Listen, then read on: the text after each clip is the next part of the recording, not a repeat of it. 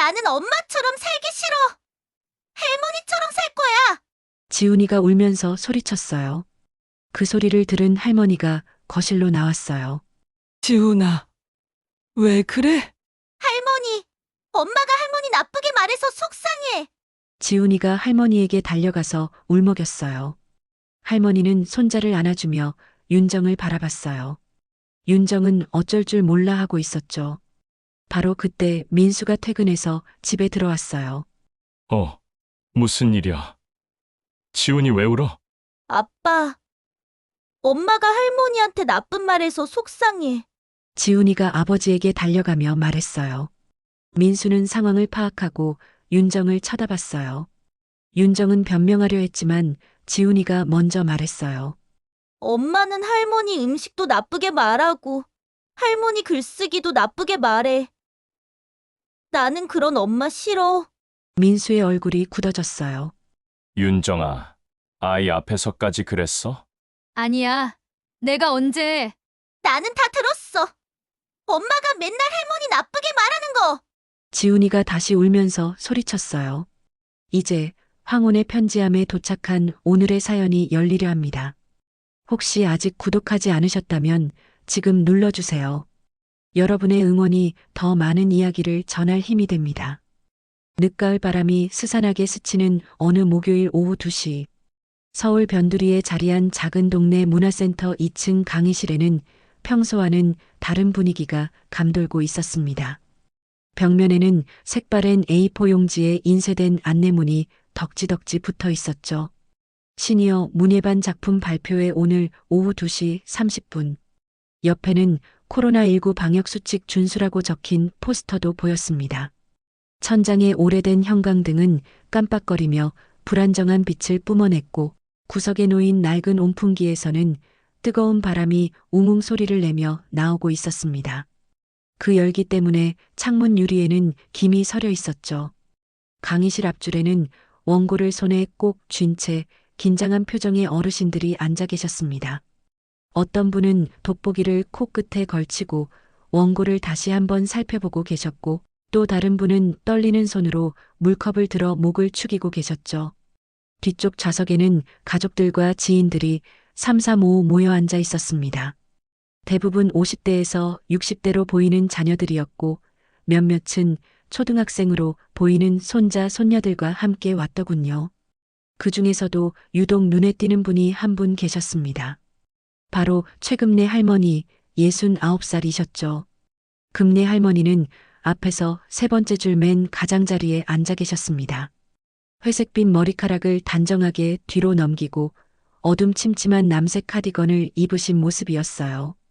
손에는 A4 용지 2장을 겹쳐 접은 원고를 꼭 움켜쥐고 계셨는데 그 손이 미세하게 떨리고 있었습니다. 할머니의 손을 자세히 보면 세월의 흔적이 고스란히 새겨져 있었어요. 거친 피부, 굵어진 관절, 그리고 여기저기 작은 상처들. 이 모든 것이 그분이 살아온 시간의 무게를 말해주고 있었죠. 오늘은 할머니에게 특별한 날이었습니다. 생애 처음으로 자신이 직접 쓴 글을 많은 사람들 앞에서 낭독하는 날이었거든요. 최금래 할머니가 살아온 인생은 한마디로 고생이었습니다. 1951년 전쟁통에 태어나 굶주림과 가난을 친구 삼아 자랐죠. 어렸을 때부터 글 공부는 꿈도 꿀 수 없었습니다. 하루 세끼 밥을 먹는 것조차 쉽지 않은 시절이었으니까요. 19살에 결혼해서 남편과 함께 작은 가게를 차렸습니다. 그런데 남편은 사업보다는 술과 도박에 더 관심이 많았어요. 결국 가게는 망했고 빚만 늘어갔죠. 그래도 할머니는 포기하지 않았습니다. 새벽부터 밤늦게까지 온갖 일을 다 했어요. 남의 집 청소도 하고 공장에서 부품 조립도 하고 시장에서 물건도 팔았습니다. 1985년 34살에 첫 아들 민수를 낳았고 3년 후 둘째 아들 민호를 낳았습니다. 아이들이 태어나자 할머니의 삶은 더욱 바빠졌어요. 특히 1990년 민수가 5살, 민호가 3살이던 그의 겨울이 가장 힘들었다고 하시더군요. 남편이 갑작스러운 뇌졸중으로 쓰러진 겁니다. 병원에 실려간 남편은 한쪽 팔다리를 쓸 수 없게 되었어요. 일을 할 수 없는 상황이 된 거죠. 그날 밤 할머니는 병원 복도에서 혼자 울었다고 합니다. 이제 어떻게 살지? 아이들은 어떻게 키우지? 눈물이 마를 날이 없었어요. 하지만 울고만 있을 수는 없었습니다. 다음 날 아침부터 할머니는 더욱 분주해졌어요. 새벽 4시에 일어나 시장으로 나가 떡을 썰어 팔았습니다.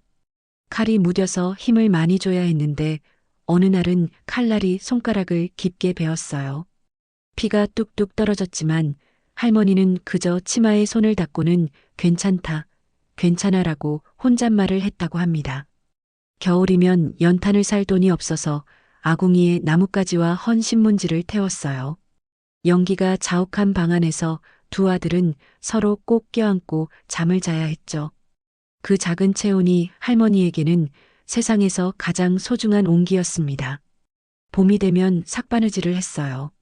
동네에서 빌린 낡은 재봉틀로 밤새워 바느질을 했죠.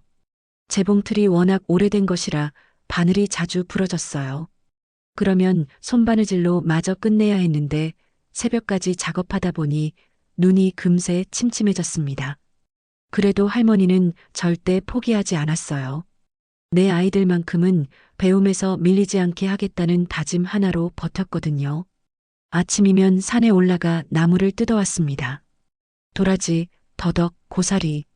계절에 따라 캘 수 있는 나물들을 모두 캐서 아이들 도시락을 채웠어요. 참기름 한 방울만 떨어뜨려도 아들들은 엄마, 오늘 반찬 진짜 맛있어. 라며 웃었습니다. 그 웃음 한마디가 할머니의 하루를 버티게 하는 힘이었어요. 장마철이면 정말 고생이었습니다. 비가 억수같이 쏟아지는 날에도 아이들을 학교에 보내야 했어요. 우산 하나로는 부족해서 할머니는 맨발로 지늘길을 걸으며 한 아이는 업고 한 아이는 손을 잡고 학교까지 데려다주곤 했습니다. 발바닥이 자갈에 베이고 가시에 찔려도 내색하지 않았어요. 집에 돌아와서야 혼자 상처를 치료했죠. 그렇게 10년, 20년을 버텼습니다. 민수는 성실한 성격으로 대학까지 마치고 지금은 중견기업에서 대리로 일하고 있어요. 민우는 기술을 배워서 자동차 정비소를 운영하고 있죠. 두 아들 모두 결혼해서 각각 가정을 꾸리고 있습니다. 할머니는 학력도 없고 재산도 없었지만 아이들만큼은 누구 앞에서도 고개 숙이지 않도록 키워냈어요. 그것이 할머니의 가장 큰 자랑이었습니다. 2020년 코로나19로 세상이 어수선하던 그때였습니다. 두 아들이 모두 독립하고 나니 집안이 너무 조용했어요. 남편은 몇 년 전에 세상을 떠났고 혼자 지내는 시간이 많아졌죠. 어느 날 동네 마트에서 장을 보다가 게시판에 붙은 공고문을 보게 되었습니다. 문화센터 시니어 문예반 수강생 모집. 처음에는 그냥 지나칠 뻔했어요. 내가 뭘 안다고. 라는 생각이 들었거든요. 하지만 마음 한구석에서는 뭔가가 꿈틀거렸습니다. 평생 글을 제대로 써본 적이 없었어요. 편지 한 장 쓰는 것도 어려워했죠. 하지만 가슴속 깊은 곳에는 늘 하고 싶은 말들이 쌓여 있었습니다. 한번 해볼까? 그렇게 조심스럽게 문화센터 문을 두드렸습니다. 첫 수업날 할머니는 1시간 일찍 도착하셨어요.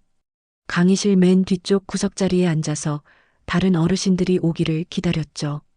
선생님은 30대 중반으로 보이는 젊은 여성이었어요. 문학을 전공했다고 자기소개를 하더군요. 어르신들, 글쓰기는 특별한 재능이 필요한 게 아닙니다.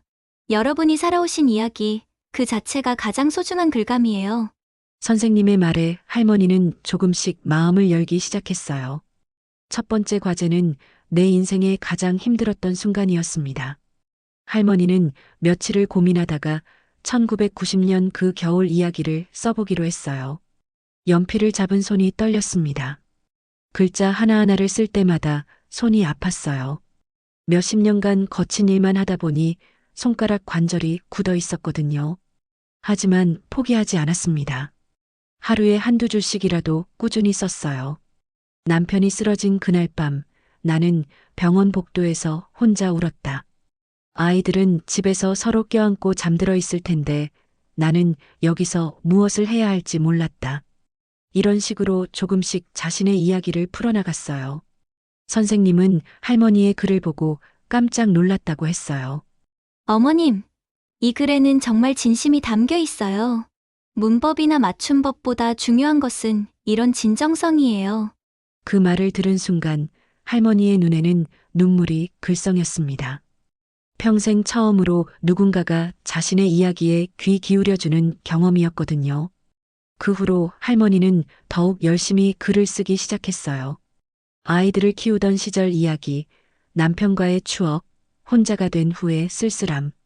그동안 가슴에만 묻어두었던 이야기들을 하나씩 종이에 옮겼습니다. 이제 또 다른 주인공을 소개해 드릴게요. 바로 큰아들 민수의 아내 오윤정입니다. 윤정은 38살로 대학에서 경영학을 전공했어요. 결혼 전에는 중견기업에서 마케팅 업무를 했었죠. 외모도 준수하고 말도 잘하는 소위 스펙이 좋은 여성이었습니다. 결혼 후에는 아이를 키우느라 직장을 그만두고 전업주부가 되었어요. 지금은 초등학교 2학년인 아들 하나를 키우고 있습니다. 윤정의 집안 배경은 할머니와는 정반대였어요. 아버지는 공무원, 어머니는 교사였죠.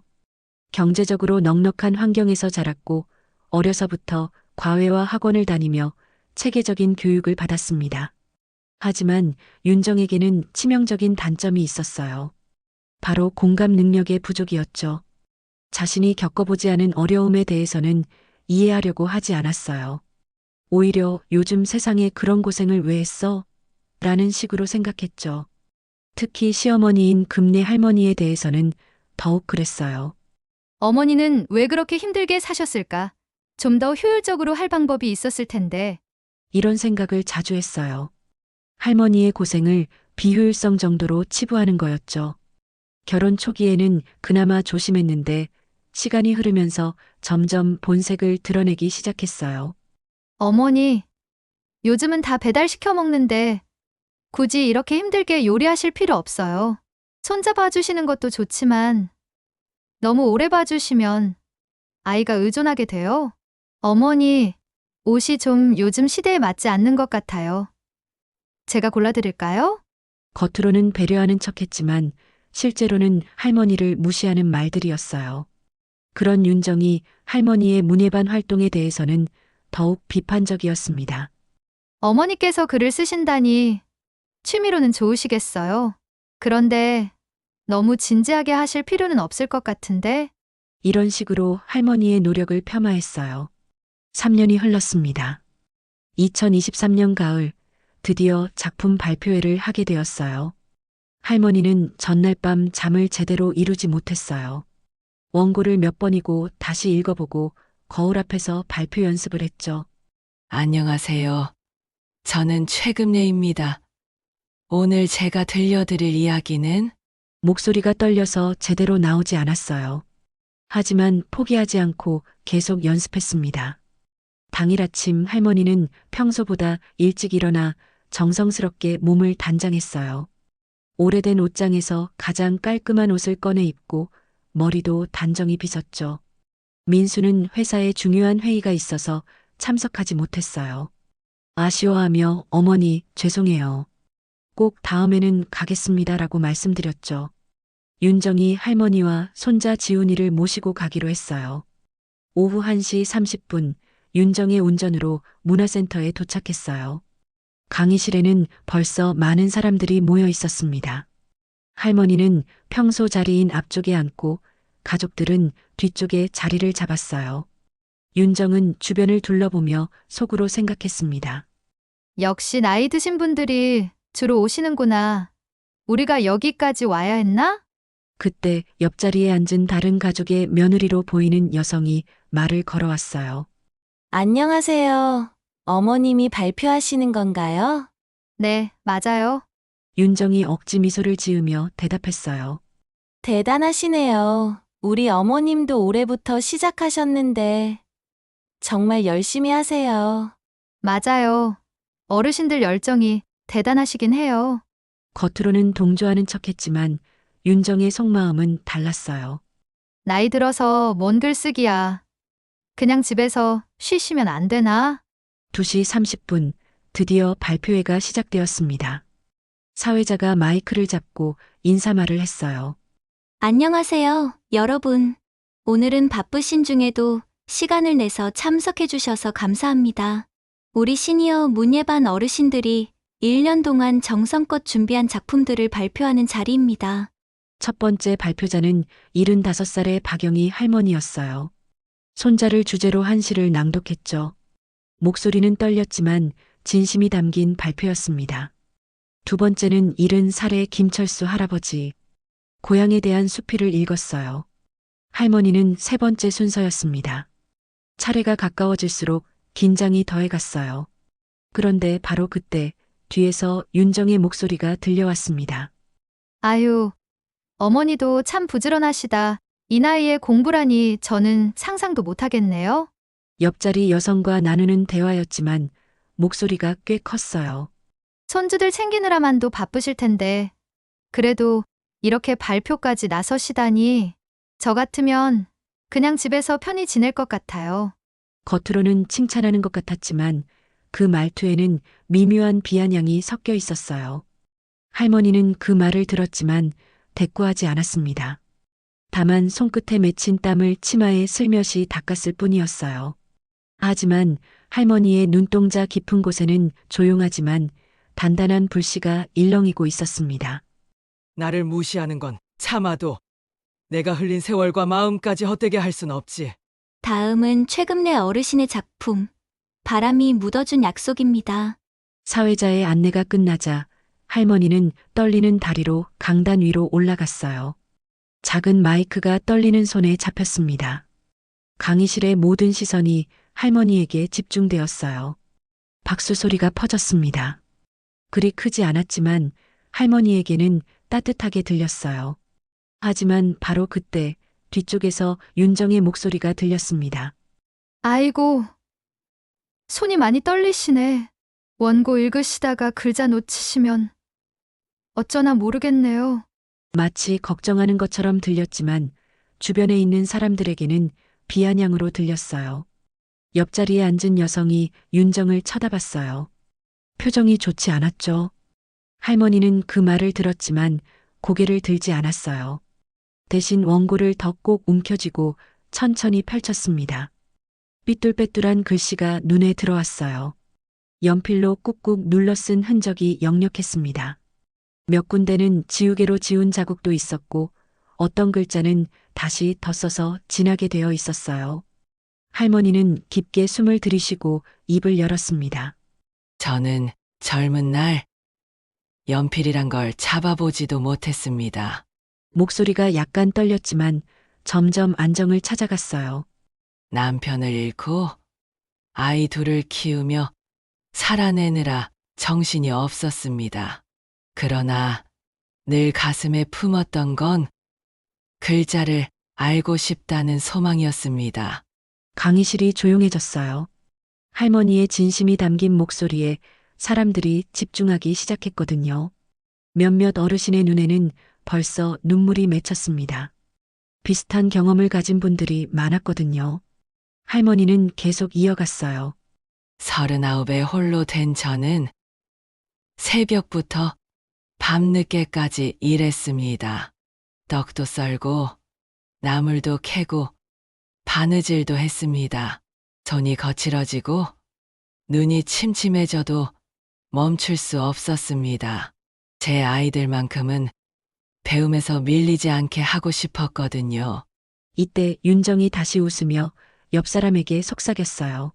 사회자님, 마이크 소리 좀 높여주셔야겠어요. 뒤에서는 잘 안 들려서요. 사실은 충분히 들리고도 남았어요. 할머니의 목소리가 마이크를 통해 강의실 구석구석까지 전달되고 있었거든요.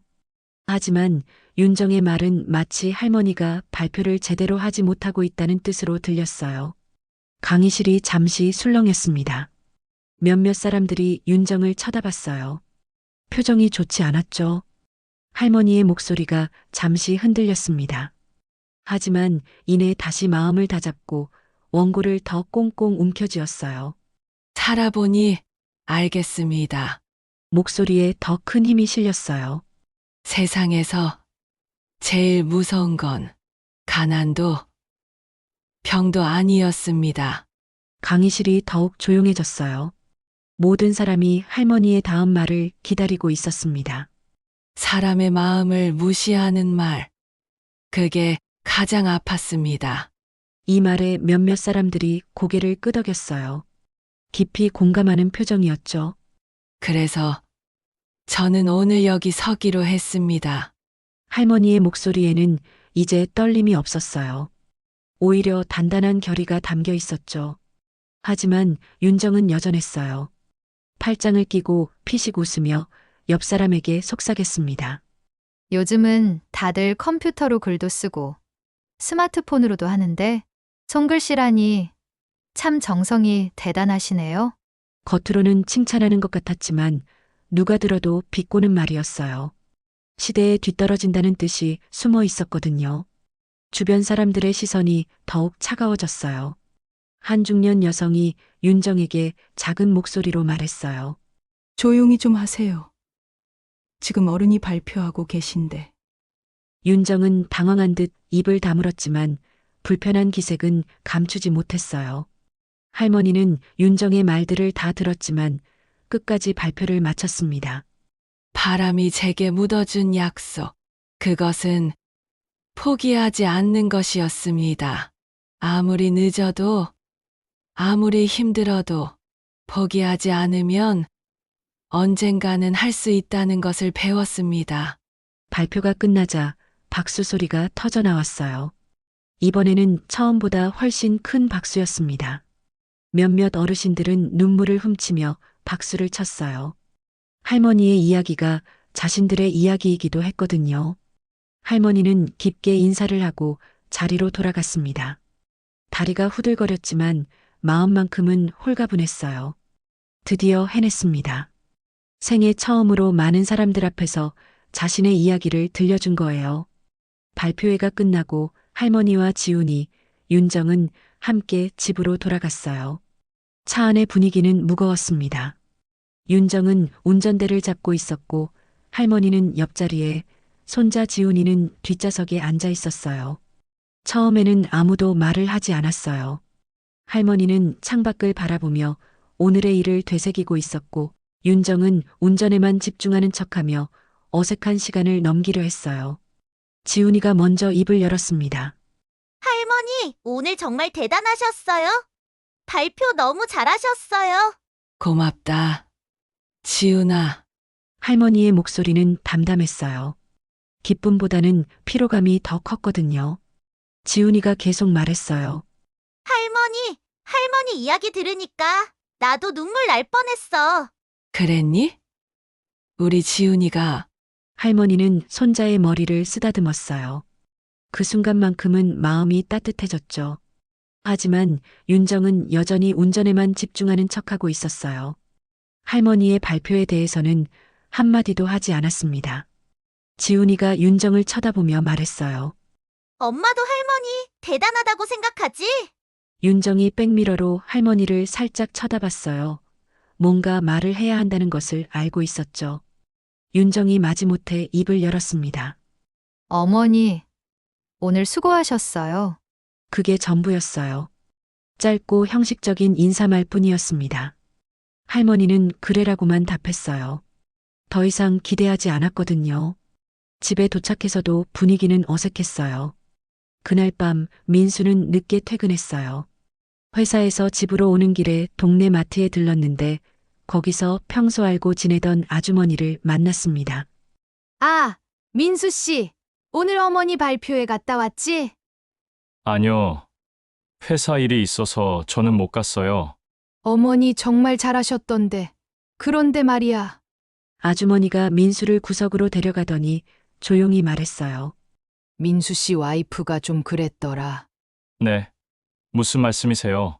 발표회에서 어머니가 발표할 때 옆에서 자꾸 뭐라고 하던데 사람들이 다 불편해했어. 민수의 얼굴이 굳어졌어요. 구체적으로 뭐라고 했는데요? 글씨를 놓치면 어쩌냐. 마이크 소리가 안 들린다. 요즘은 컴퓨터로 쓰는데 손글씨라니. 이런 식으로 계속 비아냥거렸다더라. 민수는 충격을 받았어요. 발표회에 참석하지 못해서 뒤에서 무슨 일이 일어났는지 전혀 몰랐거든요. 그래서 사람들이 다들 민수 씨 와이프 보고 뭐라고 하던데 어른 발표하는데 저런 식으로 하면 어떡하나라고. 아주머니의 말을 들으며 민수는 얼굴이 빨개졌어요. 창피함과 분노가 동시에 올라왔죠. 집에 돌아와서 민수는 먼저 어머니께 안부를 여쭤봤어요. 어머니, 주무세요? 아니, 안 잤다. 할머니는 거실에 앉아 TV를 보고 계셨어요. 하지만 TV에 집중하는 것 같지는 않았죠. 어머니, 오늘 정말 수고하셨어요. 열심히 준비하셨잖아요. 고맙다. 할머니의 대답은 짧았어요. 평소보다 기운이 없어 보였습니다. 저녁 시간이 되었습니다. 할머니는 평소처럼 정성껏 저녁을 준비했어요. 나물 반찬 몇 가지와 된장찌개, 그리고 생선구이까지. 손이 많이 가는 음식들이었죠. 가족들이 식탁에 둘러앉았어요. 민수, 윤정, 지훈이, 그리고 할머니까지 4명이었습니다. 처음에는 조용히 식사를 했어요. 지훈이가 가끔 맛있다는 말을 할 뿐, 어른들은 별말이 없었죠. 그런데 윤정이 나물을 젓가락으로 툭툭 건드리며 말을 꺼냈어요. 저는 어릴 때부터 이런 나물 반찬은 잘 못 먹었거든요. 갑작스러운 말이었어요. 할머니가 고개를 들어 윤정을 바라봤습니다. 우리 엄마가 늘 고기 반찬을 챙겨주셔서 나물보다는 그런 걸 더 좋아하게 됐나 봐요. 겉으로는 자신의 식성에 대한 이야기 같았지만 실제로는 할머니의 요리를 폄하하는 말이었어요. 애들도 그래서 그런가. 나물은 별로 안 좋아하네요. 지훈이가 엄마 나는 할머니 나물 좋아해 라고 말했지만 윤정은 못 들은 척했어요. 할머니의 눈가에 주름이 더 깊어졌습니다. 하지만 아무 말하지 않았어요. 민수가 눈치를 채고 말했어요. 나물 반찬이 몸에 좋잖아. 요즘 고기만 먹어서 탈이지. 하지만 윤정은 계속 이어갔어요. 물론 몸에는 좋죠. 근데 아이들 입맛에는 글쎄요. 요즘 애들은 다 서구식으로 입맛이 바뀌었잖아요. 이번에는 더 직접적이었어요. 할머니의 음식이 시대에 뒤떨어진다는 뜻이었죠. 할머니는 젓가락을 놓고 윤정을 바라봤어요. 지훈이는 잘 먹는데 아, 그건 할머니 앞에서 예의상 그런 거죠. 실제로는 윤정의 말이 끝나기도 전에 지훈이가 소리쳤어요. 아니야. 나는 정말로 할머니 음식이 좋아? 학교 급식보다 훨씬 맛있어. 지훈이의 말에 윤정의 얼굴이 붉어졌어요. 자신의 말이 거짓으로 드러났거든요. 민수가 윤정을 노려보며 말했어요. 윤정아, 그만해. 하지만 윤정은 멈추지 않았어요. 저는 그냥 솔직하게 말한 건데요. 요즘 시대에 맞는 음식을 해주시는 게 어떨까 해서. 시대에 맞는 음식은 뭐고 안 맞는 건 뭐니? 이번에는 할머니가 말했어요. 목소리에는 억눌린 화가 담겨 있었죠. 아, 그게 아니라 제 말은 윤정이 당황하며 변명하려 했지만 이미 늦었어요. 식탁의 분위기는 완전히 얼어붙었습니다. 민수는 윤정을 불렀어요. 윤정아, 나 좀 보자. 방에 들어가서 민수가 조심스럽게 말을 꺼냈습니다. 오늘 발표회에서 당신이 뭔가 말을 했다던데. 뭘 말했다는 거야? 동네 아주머니가 그러는데 어머니 발표할 때 당신이 옆에서 면박을 줬다더라. 윤정의 표정이 바뀌었어요. 연박이 뭐야? 그냥 마이크 소리가 안 들려서 사회자한테 말한 거고 요즘 세상 얘기한 것뿐인데 사람들이 다 듣고 불편해했다던데. 그건 사람들이 예민하게 받아들인 거지. 나는 그냥 민수가 윤정의 말을 가로막았어요. 당신 말투가 얼마나 날카로운지 본인은 모르는 것 같네. 뭐 내가 언제 날카롭게 말했어? 지금도 그러고 있잖아. 어머니가 해준 나물 반찬 갖고 왜 그러는 건데? 윤정이 입을 다물었어요. 할 말이 없었거든요. 앞으로 어머니 앞에서 그런 말 하지 마. 당신이 어머니한테 어떤 말을 하는지 나도 다 보고 있어. 민수의 목소리는 단호했어요. 평소의 온화한 모습과는 달랐죠. 당신은 모르겠지만 어머니가 우리를 키우기 위해 얼마나 고생하셨는지 그 고생을 당신이 한마디로 무시해버리면 안 돼. 윤정은 처음으로 남편에게서 이런 말을 들었어요. 늘 자신 편일 거라 믿었던 민수가 시어머니 편을 드는 것에 충격을 받았죠. 나는 그럴 의도가 아니었어. 의도가 중요한 게 아니야. 결과가 중요한 거지. 어머니가 얼마나 상처받으셨겠어. 민수의 말에 윤정은 아무 대답도 할 수 없었어요. 며칠이 흘렀습니다. 할머니는 평소와 다름없이 지훈이를 돌봐주고 있었어요. 학교에서 돌아온 지훈이와 함께 숙제를 하고 간식도 챙겨주고 있었죠. 그런데 지훈이가 갑자기 말을 꺼냈어요. 할머니, 우리 반 친구 엄마가 그러는데 할머니가 글 발표하는 거 봤다던데? 그래? 누가? 수민이 엄마요. 할머니 정말 멋있으셨다고. 자기도 할머니처럼 되고 싶다고 했어요. 지훈이의 말에 할머니는 조금 기뻐하셨어요. 그랬니? 네. 그리고 또 다른 엄마도 할머니 얘기해 주셨어요. 정말 감동받았다고. 할머니는 손자의 머리를 쓰다듬었어요. 그때 윤정이 퇴근해서 들어왔습니다. 지훈아, 엄마 왔다. 엄마, 오늘 학교에서 할머니 자랑 많이 했어. 지훈이가 뛰어가며 말했어요. 할머니 자랑? 응. 친구들한테 할머니가 글도 쓰고 발표도 했다고 했더니 다들 대단하다고 했어. 윤정의 표정이 미묘해졌어요. 그랬구나. 그런데 지훈아, 할머니 얘기는 그냥 옛날 얘기야. 지금 시대랑은 좀 다르지? 그 순간 지훈이의 표정이 변했어요. 뭐? 엄마가 뭘 알아? 지훈아, 엄마한테 왜 그렇게 말해? 할머니가 엄마보다 훨씬 대단해. 엄마는 맨날 남 흉보고 화내기만 하잖아. 윤정이 깜짝 놀랐어요. 지훈이가 이렇게 말한 적은 처음이었거든요.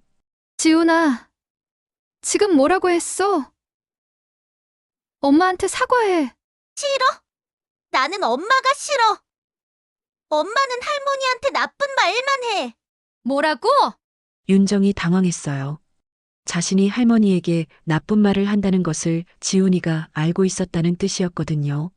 나는 엄마처럼 살기 싫어. 할머니처럼 살 거야. 지훈이가 울면서 소리쳤어요. 그 소리를 들은 할머니가 거실로 나왔어요. 지훈아, 왜 그래? 할머니, 엄마가 할머니 나쁘게 말해서 속상해. 지훈이가 할머니에게 달려가서 울먹였어요. 할머니는 손자를 안아주며 윤정을 바라봤어요. 윤정은 어쩔 줄 몰라 하고 있었죠. 바로 그때 민수가 퇴근해서 집에 들어왔어요. 무슨 일이야? 지훈이 왜 울어? 아빠, 엄마가 할머니한테 나쁜 말해서 속상해. 지훈이가 아버지에게 달려가며 말했어요. 민수는 상황을 파악하고 윤정을 쳐다봤어요. 윤정은 변명하려 했지만 지훈이가 먼저 말했어요. 엄마는 할머니 음식도 나쁘게 말하고 할머니 글쓰기도 나쁘게 말해. 나는 그런 엄마 싫어. 민수의 얼굴이 굳어졌어요. 윤정아, 아이 앞에서까지 그랬어? 아니야. 내가 언제... 나는 다 들었어. 엄마가 맨날 할머니 나쁘게 말하는 거. 지훈이가 다시 울면서 소리쳤어요. 그 순간 윤정은 자신이 무엇을 잘못했는지 깨달았어요. 아이까지 자신을 이런 식으로 보고 있다는 것에 충격을 받았죠. 민수가 단호하게 말했어요. 윤정아, 이제는 정말 그만해. 어머니 앞에서, 아이 앞에서 2번 다시 그런 말 하지 마. 집안의 공기가 무겁게 가라앉았어요. 윤정은 아무 말도 할 수 없었습니다. 며칠 후 윤정은 평소처럼 동네 마트에 장을 보러 갔어요. 마트 앞에서 평소 알고 지내던 다른 엄마들과 마주쳤습니다. 보통이라면 반갑게 인사를 나누고 이런저런 이야기를 했을 텐데 오늘은 분위기가 달랐어요. 아, 윤정 씨. 한 엄마가 어색하게 인사를 했어요. 안녕하세요. 윤정이 웃으며 대답했지만 상대방의 반응이 냉담했어요. 며칠 전에 시어머님 발표회 다녀오셨다면서요? 네, 그랬어요. 그런데 말인데요. 그때 좀 그러셨다던데. 윤정의 얼굴이 붉어졌어요. 무슨 말씀이세요? 어른이 발표하시는데 옆에서 자꾸 비아냥거리셨다면서요? 사람들이 다 불편해했다던데. 다른 엄마가 맞장구 쳤어요. 맞아요. 우리도 들었어요. 어머님께서 얼마나 용기 내어서 발표하신 건데. 아니에요. 그게 아니라 저는 그냥 윤정이 변명하려 했지만 엄마들의 시선은 차가웠어요. 요즘 젊은 며느리들이 시어머니를 너무 무시하는 것 같아요. 그러게요. 시어머니가 얼마나 고생해서 키워주신 건데. 윤정은 더 이상 견딜 수 없어서 급히 그 자리를 떠났어요. 그제야 윤정은 자신이 얼마나 큰 실수를 했는지 깨달았어요. 그 무렵 할머니는 서랍 깊숙이 넣어두었던 공책을 꺼내셨어요. 문예반에서 글을 쓰기 시작한 이후로 조금씩 적어온 일기장이었습니다. 삐뚤빼뚤한 글씨로 빼곡히 채워진 페이지들. 할머니의 생각과 감정이 고스란히 담겨 있었어요. 2023년 3월 15일. 오늘 문예반에서 첫 글을 발표했다. 손이 떨려서 글씨가 잘 보이지 않았다. 하지만 선생님이 좋다고 하셨다. 마음이 따뜻했다. 2023년 5월 20일. 윤정이가 또 나물 반찬에 대해 말했다. 시대에 맞지 않는다고. 상처받았지만 참았다. 아이들을 생각하면 참을 수 있다. 2023년 4월 10일. 지훈이가 내 글을 읽고 싶다고 했다. 부끄럽지만 조금씩 읽어줬다. 지훈이가 할머니 대단해라고 했다. 눈물이 났다. 할머니는 일기를 읽으며 지난 시간을 되돌아봤어요. 그때 지훈이가 방에 들어왔어요. 할머니, 뭐 하세요? 일기를 보고 있었다. 일기요? 나도 볼 수 있어요? 할머니는 잠시 망설이다가 공책을 지훈이에게 건네줬어요. 지훈이는 할머니의 글씨를 천천히 읽기 시작했어요. 할머니, 이 글 정말 좋아요. 그래, 네. 할머니가 얼마나 열심히 사셨는지 알겠어요. 그리고 지훈이가 잠시 말을 멈췄어요. 그리고 엄마가 할머니한테 나쁘게 말한 것도 여기에 다 적혀 있네요. 할머니는 당황했어요. 윤정에 대한 속상한 마음도 일기에 적어놨거든요. 지훈아, 그건 할머니, 속상하셨죠? 나도 엄마가 그럴 때마다 속상했어요. 지훈이의 말에 할머니는 눈물이 글썽했어요. 우리 지훈이가 할머니, 제가 할머니 글 전부 다 읽어드릴게요. 그리고 학교에서도 자랑할 거예요. 정말 네, 할머니는 정말 대단한 분이에요. 나도 나중에 할머니처럼 될 거예요. 그 순간 할머니는 그토록 두려워했던 자신의 지난 세월이 부끄러운 것이 아니라 자랑이 될 수 있다는 것을 깨달았어요. 손자의 순수한 시선을 통해 자신을 다시 바라볼 수 있게 된 거죠. 며칠 후 윤정은 혼자 집에 있으면서 깊은 생각에 빠져 있었어요. 동네에서의 시선, 남편의 비판, 아들의 반발. 모든 것이 자신에게 무엇인가 잘못되었다는 것을 말해주고 있었거든요. 그때 문득 지훈이가 가져온 숙제를 보게 되었어요. 존경하는 사람에 대한 글짓기였는데 지훈이는 할머니에 대해 썼더군요. 나는 할머니를 가장 존경합니다. 할머니는 어려운 환경에서도 포기하지 않으셨습니다. 우리 아빠와 작은 아빠를 키우기 위해 새벽부터 밤늦게까지 일하셨습니다. 할머니 덕분에 우리 가족이 있을 수 있었습니다. 나도 나중에 할머니처럼 포기하지 않는 사람이 되고 싶습니다. 지훈이의 글을 읽으며 윤정은 처음으로 시어머니를 다른 시각에서 바라보게 되었어요. 그동안 자신이 얼마나 편견에 가득 차 있었는지, 얼마나 무례했는지를 깨달았죠. 윤정은 자신의 어머니를 떠올렸어요. 교사였던 어머니는 늘 체계적이고 효율적이었어요. 모든 일을 계획적으로 처리했죠. 그런 어머니의 모습만 보고 자란 윤정에게는 할머니의 방식이 비효율적으로 보였던 거예요. 하지만 이제는 알겠어요. 효율성이 전부가 아니라는 것을. 때로는 비효율적이더라도 진심과 노력이 더 값진 것이라는 것을 말이죠. 윤정은 할머니에게 사과하기로 마음먹었어요. 그날 저녁 윤정은 할머니가 혼자 거실에 앉아 계실 때 다가갔어요. 어머니, 응? 죄송합니다. 윤정이 깊숙이 고개를 숙였어요. 무슨 말이냐? 그동안 어머니에게 많이 상처를 드렸을 것 같아요. 정말 죄송해요. 할머니는 놀란 표정으로 윤정을 바라봤어요. 지훈이 숙제를 봤는데 어머니에 대해 쓴 글이었어요. 그 글을 읽으면서 제가 얼마나 어리석었는지 깨달았어요. 윤정의 목소리에는 진심이 담겨 있었어요. 어머니가 얼마나 힘들게 사셨는지, 얼마나 대단한 분인지 저는 그걸 몰랐어요. 아니, 알려고 하지 않았어요. 할머니는 아무 말 하지 않고 들어주셨어요. 발표회에서도 정말 죄송해요. 어머니가 얼마나 용기를 내서 서신 건데, 제가 그런 식으로 말해서. 윤정의 눈에 눈물이 맺혔어요. 앞으로는 정말 달라지겠어요. 어머니를 존중해 드릴게요. 할머니가 조용히 말씀하셨어요. 고맙다. 그런 마음만으로도 어머니, 그리고 어머니 요리 정말 맛있어요. 제가 잘못 생각했어요. 그런가?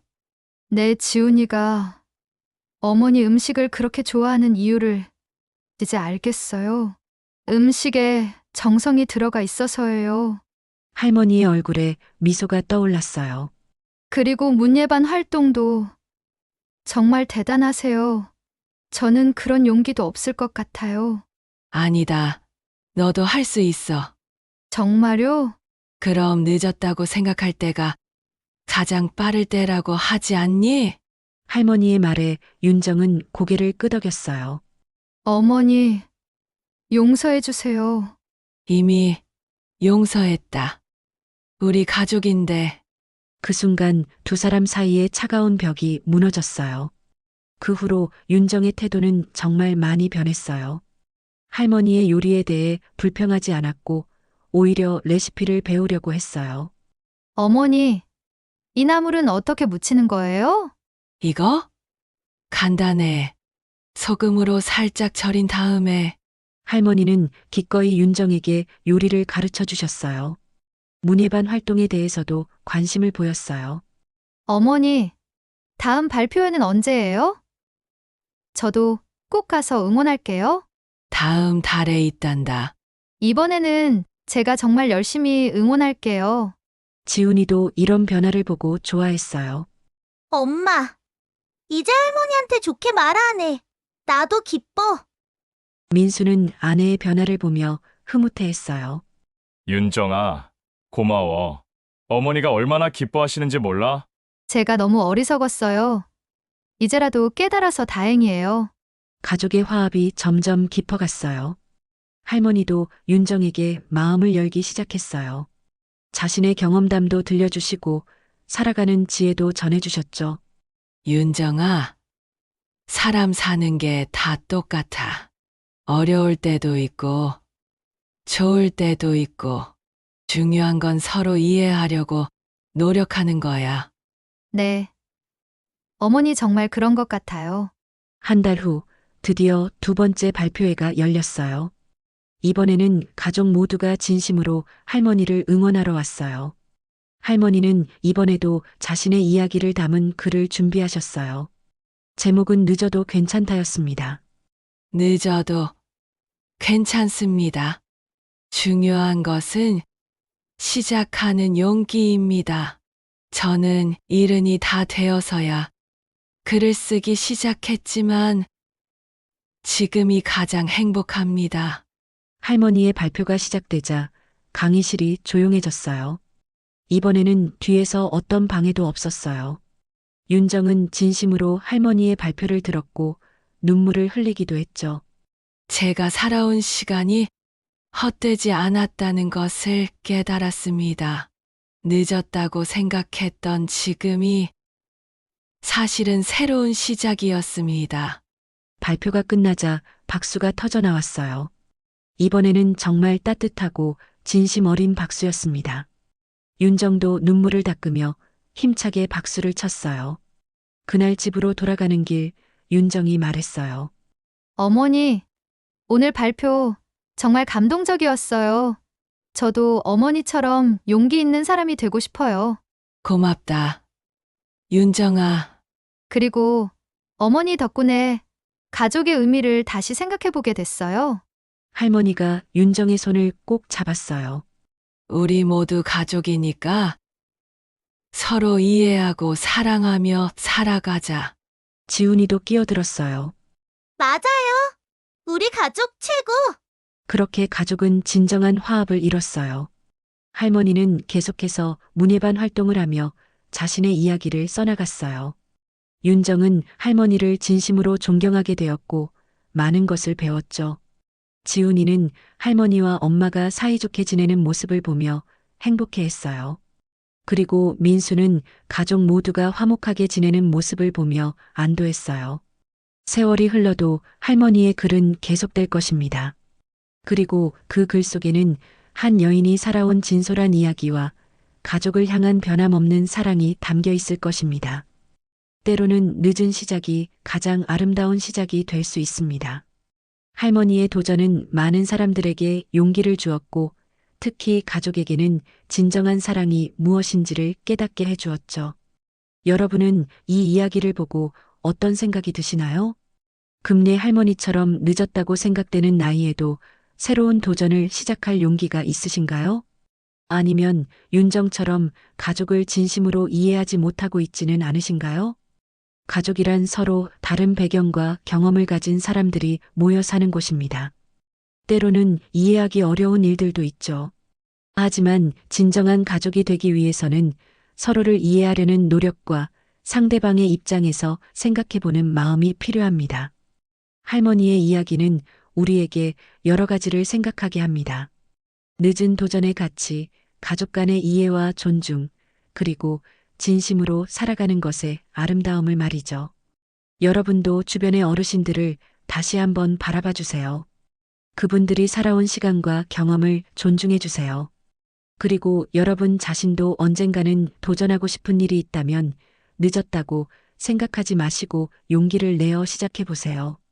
오늘의 이야기가 여러분의 마음에 작은 씨앗이 되어 더 따뜻하고 아름다운 가족 관계를 만들어가는 데 도움이 되기를 바랍니다.